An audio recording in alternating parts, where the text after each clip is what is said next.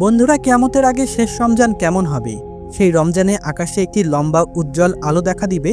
সেটি কিসের আলো হবে? আর কেন সেই রমজানে মানুষ অন্ধ এবং বধির হয়ে যাবে?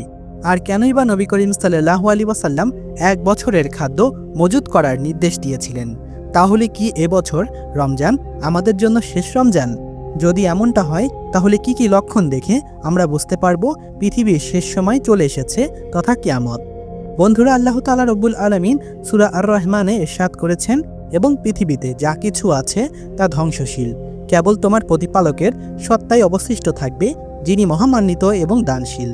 এই দুনিয়া ধ্বংসপ্রাপ্ত হবে আর কিয়ামত অবশ্যই প্রতিষ্ঠিত হবে, কিন্তু মানুষ দুনিয়ার প্রতি এতটাই আসক্ত যে সে এই কঠিন বাস্তবতাকে মেনে নিতে চায় না। মহান আল্লাহ তাআলা রব্বুল আলামিন যেমনভাবে এই সৃষ্টির জগৎকে সৃষ্টি করেছেন, ঠিক তেমনইভাবে একদিন তিনি একেও ধ্বংস করে দিবেন।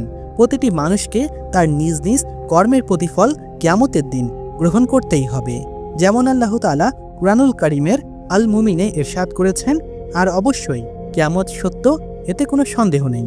তবে কিয়ামত আসার আগে শেষ রমজান হওয়াকে নিয়ে কিছু হাদিস রয়েছে এবং এর আলামত রয়েছে, তথা এই আলামতগুলো সংগঠিত হলেই তার 1 বছরের ভেতরেই পৃথিবী ধ্বংস হয়ে যাবে তথা কিয়ামত সংগঠিত হবে। 1. 27 রমজান তথা শবে কদর রাতে আকাশে একটি অদ্ভুত দৃশ্য দেখা যাবে।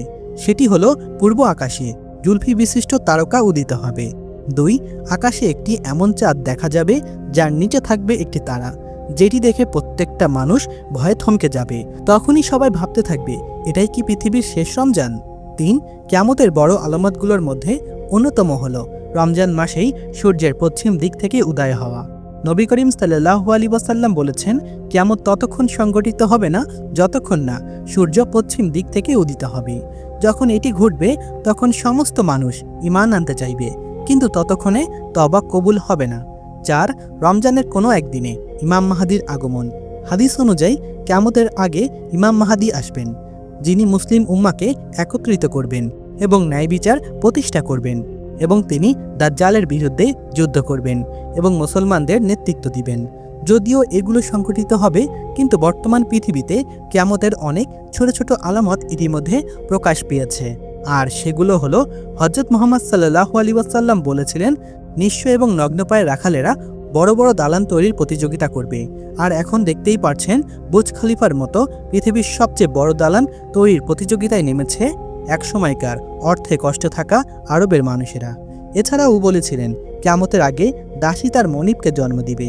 এই হাদিসের অর্থ এর আগে মানুষ বুঝতে না পারলেও এখন যদি ভালোভাবে বিভিন্ন দেশের দিকে লক্ষ্য করেন, তাহলে দেখতে পারবেন সারোগেট পদ্ধতি অনেক বেড়েই চলেছে, যেখানে ধনীরা নিজেদের ফিগার নষ্ট করতে চায় না বলে বাচ্চা জন্ম দেওয়ার জন্য দরিদ্র মেয়েদের গর্ভ ভাড়া করে।